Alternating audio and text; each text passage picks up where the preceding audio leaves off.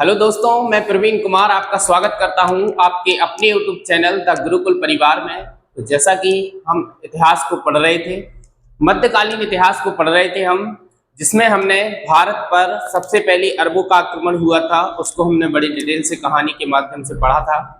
आज उसके बाद हमने भारत पर तुर्कों का आक्रमण पढ़ा था। आज हमारे पास तुर्कों का आक्रमण ही, उसमें जो दूसरा शासक था जो मोहम्मद गौरी था, आपने सुना होगा मोहम्मद गौरी के बारे में। मोहम्मद गौरी जो है वो भारत पर आक्रमण करता है ना। तो ये दूसरा शासक था। देखो जो महमूद गजनवी था, उसने तो भारत को खूब 17 बार लूट लाट के भग गया था वो। इसके बाद जो मोहम्मद गौरी थे, इन्हें चलो मची कि चलो हम भी भारत चलते हैं, है ना। तो आइए देखते हैं, जो मोहम्मद गौरी है, इसका जो नाम है वो सियाबुद्दीन मोहम्मद। मोहम्मद गौरी को हम क्या कहते हैं? सियाबुद्दीन मोहम्मद भी कहते हैं।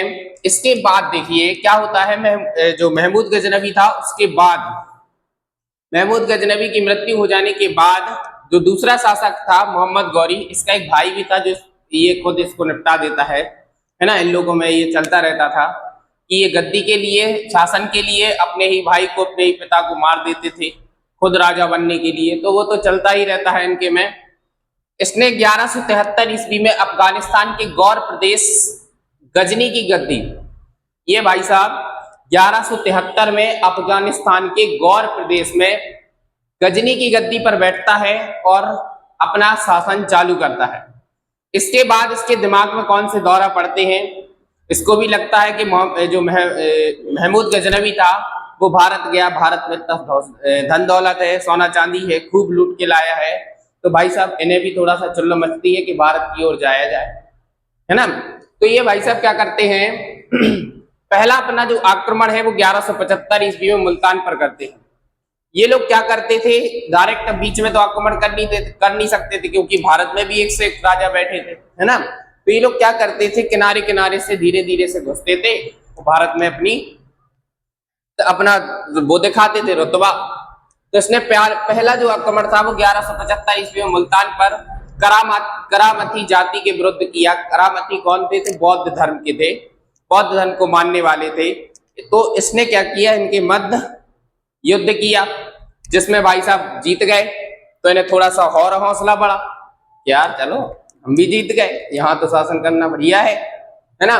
तो इनने फिर इसके बाद 1178 ईस्वी में अनहिलवाड़ा पाटन गुजरात पर आक्रमण किया। अब भैया यहाँ कहानी थोड़ी सी उल्टी पड़ जाती है। कैसे? सुनिए।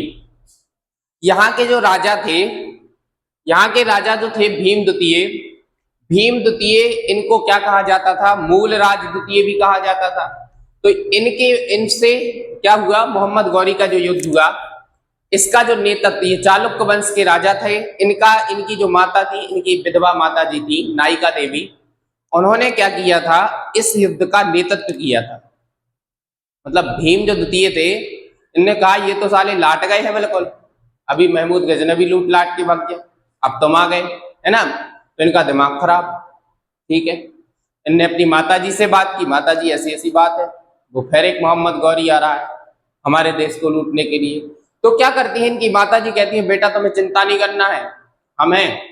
माताजी बड़ी दमदार थी, इन्होंने नेतृत्व किया और जैसे ही इन दोनों के मध्य युद्ध हुआ, जिसमें भीम द्वितीय जो है वो जीत जाते हैं और मोहम्मद गौरी को खूब मार लगाई, लपेट दिया साले को और भगा दिया मोहम्मद गौरी ने। अब मोहम्मद गौरी का दिमाग खराब कि हाँ तो मामला उल्टा पड़ गया, है ना, खुद ही लपेट दिया।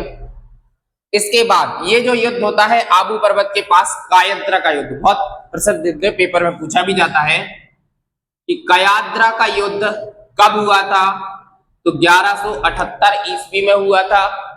किसके मध्य हुआ था? तो भैया भीम द्वितीय, जिसकी नेतृत्व कौन कर रही थी? उनकी माताजी नायिका देवी कर रही थी, ठीक है। ये जो युद्ध होता है भीम द्वितीय और मोहम्मद गौरी के मध्य होता है, जिसमें भीम द्वितीय जीत जाते हैं और मोहम्मद गौरी को लपेट लपाट के भगा दिया जाता है, चल निकल, यहाँ कोई जगह नहीं, ठीक है। इसके बाद जो है दिल्ली। अब दिल्ली को भैया पहले ढिल्लिकापुरी कहा जाता था, ढिल्लिकापुरी। ये जो है 11वीं शताब्दी में दिल्ली को बसाया गया था। तो उस टाइम पर यहाँ के जो राजा थे, शासक थे, वो अनंगपाल तोमर थे, जो गुर्जर शासक थे। अब अनंगपाल तोमर की पुत्री थी, पुत्र नहीं था इनका, तो ये इनकी जो पुत्री थी, इनकी पुत्री का विवाह किसके साथ, सोमेश्वर सिंह चौहान के साथ कर दिया जाता है। देखो क्या है, ये हो रहे थे बूढ़े, अब इनने सोचा हमारा जो ये राजपाट है कौन संभालेगा, इसको संभालने के लिए भी तो चाहिए कोई ना कोई। तो इसकी जो पुत्री थी, पुत्री का विवाह इन्होंने सोमेश्वर सिंह चौहान अजमेर के जो शासक थे इनके साथ अपनी पुत्री का विवाह कर दिया। अब विवाह के बाद क्या होता है, तो इनकी पुत्री को, इनकी पुत्री का विवाह सोमेश्वर सिंह चौहान के बाद होने के बाद इनका एक पुत्र होता है जिसका नाम है पृथ्वीराज चौहान तृतीय। इनकी तो आपने बहुत गाथाएं सुनी होंगी थी, है ना, बहुत वीर योद्धा थे, बहुत मतलब वीर शासक थे, बहुत ही अच्छा मतलब इन्होंने शासन किया है ना। तो इसके बाद क्या होता है, अब उस समय पर कन्नौज में गढ़वाल वंश के राजा जयचंद बैठे हुए थे। अब इनका दिमाग खराब, बोले दिल्ली तो हमें चाहिए, है ना। तो राजाओं के मध्य जो लड़ाई होती थी वो इसी की वजह से होती थी, यहाँ का शासन वहां का शासन, यहाँ का युद्ध, इसी के लिए इनका युद्ध होता था, राजपाट शासन के लिए, और कुछ नहीं है। तो भैया जयचंद का दिमाग खराब, जयचंद बोले अनंगपाल से, ये गए बोले भैया दिल्ली तो हमें दो। बोले हम तुम्हें क्यों दें, हम अपने पुत्र को देंगे, मतलब पुत्र को नहीं, इनके नाती को देंगे। तो इनने जो है दिल्ली अपने नाती के नाम पर सौंप दी, पृथ्वीराज चौहान तृतीय को। अब क्या होता है, जो जयचंद का दिमाग खराब, अब इन्हें नहीं दी तो इन्हें तो बुरा लगना ही था, बुरा लगना था, तो इसके प्रति क्या हो गया, इससे वो घृणा करने लगा, है ना, चिढ़ने लगा। अब चिढ़ने लगा तो क्या हुआ, और देखिए जब ये जो शासन कर रहे थे, अब जयचंद्र की एक पुत्री थी, पुत्री का नाम था संयोगिता। आप लोगों ने कहानी सुनी होगी, बहुत फेमस कहानी है संयोगिता। अब जब संयोगिता जो है वो पृथ्वीराज चौहान की अच्छी अच्छी कहानियां सुनती थी, तो क्या हुआ, संयोगिता पृथ्वीराज चौहान से प्रेम करती थी, इन्हें अपना पति मान चुकी थी वो। लेकिन अब जैसे ही जयचंद्र को ये बात पता चलती है कि हमारी बेटी हमारे ही दुश्मन से प्रेम करती है, आप उसको पति मानती है, तो जयचंद्र ने क्या किया, क्या बोलते हैं उसको, स्वयंवर, अपने ही शासन में इसने इसका स्वयंवर कर दिया। स्वयंवर में क्या किया इसने, जयचंद ने पृथ्वीराज चौहान की एक प्रतिमा गेट पर पहरेदार या सेनापति के रूप में इसकी प्रतिमा लगा दी। काहे के लिए, केवल चिढ़ की वजह से, चिढ़ जलन की वजह से, होती है ना, एक दूसरे को जलन होती है एक दूसरे से, आज भी होती है ना। तो जयचंद ने क्या किया, इनकी एक प्रतिमा लगा दी, लेकिन संयोगिता जो थी वो इनसे प्रेम करती थी। अब जो इनका स्वयंवर होना था, अब पृथ्वीराज चौहान तो हीरो की तरह एंट्री नहीं कर सकते थे कि स्वयंवर से ही उसको उठा लाए, है ना, ये मूवियों में चलता है।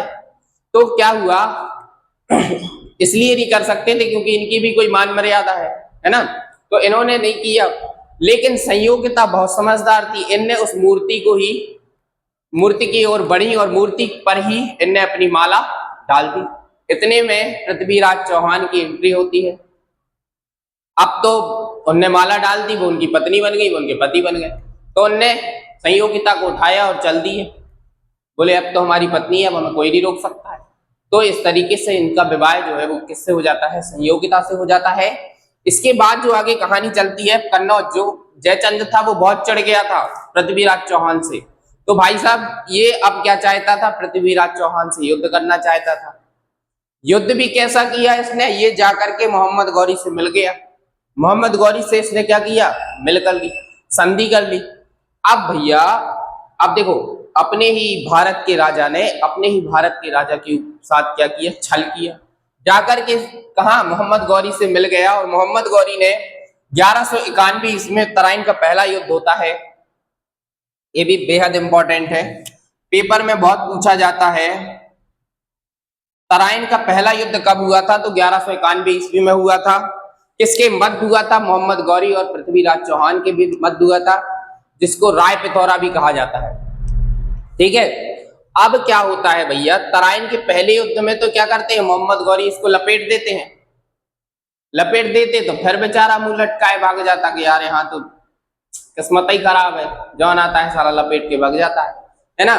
फिर लेकिन इसके बाद जो है 1192 ईस्वी में तराइन का दूसरा युद्ध होता है। लेकिन भैया इसमें जयचंद्र क्या था, मोहम्मद गौरी के साथ मिला हुआ था, उसने इसके साथ छल कर दिया था, क्योंकि तराइन के पहले युद्ध में तो पृथ्वीराज चौहान ने इसको लपेट दिया था। अब लेकिन दूसरा युद्ध, अब मोहम्मद गौरी तो घबराए, भैया हमें नहीं करना है। क्यों नहीं करना, डर रहा था वो। क्यों डर रहा था, क्योंकि पहले युद्ध में तो उसने लपेट दिया, पहले युद्ध में लपेट दिया तो उसकी हिम्मत नहीं पड़ रही थी। लेकिन जयचंद्र जो था, इसने उसके साथ संधि की और उसके साथ मिलकर के एक युद्ध किया, जिसको अपन तराइन का दूसरा युद्ध बोलते हैं। ये मोहम्मद गौरी और पृथ्वीराज चौहान को राय पिथौरा भी कहा जाता है, दोनों के मध्य फिर से होता है। लेकिन इस बार जो पृथ्वीराज चौहान थे वो हार जाते हैं, मोहम्मद गौरी जो है वो जीत जाता है। क्यों, छल के साथ किया गया युद्ध था ये। और इसके बाद जो है हमारी देखो, जब तराइन का पहला युद्ध हुआ उस समय पर मोहम्मद गौरी जो पृथ्वीराज चौहान थे, उनके दरबारी कवि जो हुआ करते थे वो चंद बरदाई हुआ करते थे। इन्होंने एक पुस्तक भी लिखी है, पृथ्वीराज रासो। तो ये पेपर में क्वेश्चन पूछे जाते हैं, इसलिए हमने आपको बताया है। बल्कि हमारा जो तराइन का पहला युद्ध था उसमें मोहम्मद गौरी जी को लपेट दिया गया था, भाग गए थे। फिर दूसरा युद्ध छल के साथ किया जयचंद्र और मोहम्मद गौरी ने, तो उसमें क्या हुआ, मोहम्मद गौरी जीत गया था, हमारे पृथ्वीराज चौहान को हार का सामना करना पड़ा था। इसके बाद इस जो तराइन का युद्ध है, इस चीज का वर्णन कहाँ है, किसने किया है, तो मिन्हाज उस सिराज ने इसका वर्णन किया है तराइन के युद्ध का। अब क्या होता है, आप लोगों ने यहाँ पे एक कहानी सुनी होगी कि तराइन के दूसरे युद्ध में जो पृथ्वीराज चौहान है वो हार जाते हैं। मोहम्मद गौरी क्या करता है, इनको बंदी बना लेता है, उनकी आंखें फोड़ देता है, फिर वो शब्द भेदी बाण चलाते हैं, मोहम्मद गौरी की मृत्यु होती है। तो ये कहानी भैया बनाई गई है, ऐसा कुछ नहीं है। क्योंकि देखो यहां से इस चीज का निष्कर्ष निकलता है कि भैया इसकी मृत्यु तो 1206 ईस्वी में हुई थी और तराइन का दूसरा युद्ध जो हुआ था वो 1192 ईस्वी में हुआ था। तो यहाँ इसकी मृत्यु कैसे हो जाएगी, नहीं हो सकती। तो ये कहानी गलत है। मोहम्मद गौरी की जो मृत्यु है वो कब हुई थी, 1206 ईस्वी में हुई थी, दम्यक में। दम्यक जो है वो वेस्ट पाकिस्तान का हिस्सा है। यहाँ पर खोकर सरदार थे, इन्होंने क्या किया था, खोकर सरदार से इनका जो अंतिम अभियान हुआ था इसमें इसको लपेट दिया गया था। लेकिन उससे पहले की कहानी पे अपन चलते हैं। हमने ये आपको इसलिए बताया क्योंकि आप यहाँ पे कहानी याद किए हुए हैं, है ना, कि शब्दभेदी बाण चलाया था उससे मरा था, तो ये गलत है, इससे नहीं मरा था। तराइन का दूसरा युद्ध जो है वो मोहम्मद गौरी जीत जाता है, लेकिन पृथ्वीराज चौहान जी को हार का सामना करना पड़ता है। इसके बाद जो है एक और इंपॉर्टेंट युद्ध, चंदावर का युद्ध। चंदावर का युद्ध कब हुआ था, तो 1194 ईस्वी में हुआ था। ये भाई साहब जयचंद्र और मोहम्मद गौरी, अब देखिए कैसे हुआ था, सुनिए थोड़ा, इसकी भी पीछे कहानी है। क्या होता है जब जयचंद्र मोहम्मद गौरी से मिलता है, संधि करता है, तो वो इसीलिए करता है कि ताकि पृथ्वीराज चौहान को हरा करके मैं दिल्ली पर शासन कर लूं, जयचंद्र। लेकिन मोहम्मद गौरी तो और दोगला इंसान, उसने क्या किया, जैसे युद्ध जीत गया तो जयचंद्र ने कहा कि भैया दिल्ली मुझे दे दो, मुझे बैठने दो। तो मोहम्मद गौरी ने उसको मना कर दिया और दोनों के मध्य क्या हो गया, फिर से विवाद हो गया दिल्ली की वजह से। तो फिर दोनों के मध्य में चंदावर का युद्ध होता है 1194 ईस्वी, जयचंद्र और मोहम्मद गौरी के बीच में, जिसमें जयचंद्र भाई साहब हार जाते हैं, मोहम्मद गौरी जीत जाता है। इसके बाद देखो इसने उत्तर भारत, अब देखो यहां से थोड़ा सा, चंदावर के बाद मोहम्मद गौरी का अच्छा खासा शासन हो गया था भारत में। तो जो इसका एक गुलाम था कुतुबुद्दीन ऐबक, कुतुबुद्दीन ऐबक इसका नेतृत्व, सेनापति था, इसका गुलाम भी था, सेनापति था। इसका नेतृत्व जो है वो कौन करता था, कुतुबुद्दीन ऐबक करता था। अगर आपसे पेपर में क्वेश्चन पूछा जाए कि चंदावर और तराइन के युद्ध का नेतृत्व करने वाला व्यक्ति मोहम्मद गौरी की जो तरफ से था वो कौन था, तो कुतुबुद्दीन ऐबक था। इसके बाद जब इतना युद्ध जीत गया, इसका अच्छा शासन चलने लगा, तो इसने क्या किया, भारत में एक एकता प्रथा चलाई थी। यहां से ये भी क्वेश्चन पूछा जाता है कि भारत में एकता प्रथा किसने चलाई थी, तो मोहम्मद गौरी ने चलाई थी। अब एकता प्रथा होती क्या है, तो भैया मेरे एकता प्रथा में ये लोग क्या करते थे कि इनके जो सैनिक थे, इन लोगों को पैसे या सोना चांदी की जगह पे इन लोग को जमीन का टुकड़ा दे दिया जाता था। मतलब जमीन का टुकड़ा दे देते थे, उस पर आप अपनी खेती करें, अपना अनाज उगाएं, उसी से आप खाएं पिए मस्त रहें। समझ रहे? इन्होंने क्या किया, एकता प्रथा चलाई और मोहम्मद गौरी ने ही सोने के सिक्के चलाए जिसमें लक्ष्मी माता की एक तरफ मूर्ति थी और एक तरफ उसने कलमा खुदवाया था।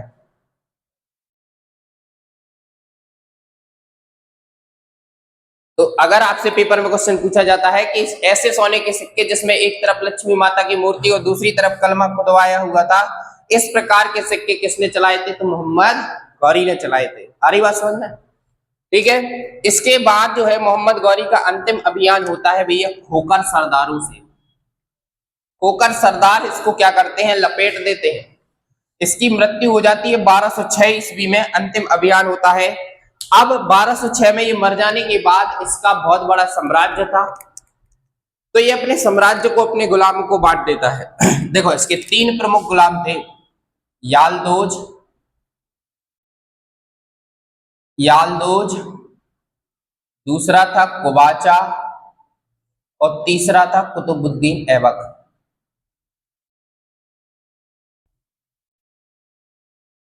ठीक, ये अपना पूरा जो साम्राज्य है इन तीनों के मध्य बांट करके चला जाता है। इन दोनों का, ये तो हमारे भारत से बाहर के थे, तो इन दोनों के बारे में हम ज्यादा डिटेल से हम पढ़ेंगे, क्योंकि दिल्ली पर कुतुबुद्दीन ऐबक का शासन हो जाता है। फिर वहां से अपन यहाँ से दूसरी कहानी स्टार्ट होती है। तो आज हमें केवल देखना था मोहम्मद गौरी के बारे में, तो हमने मोहम्मद गौरी के सभी युद्धों को, पूरी कहानी को पढ़ा है।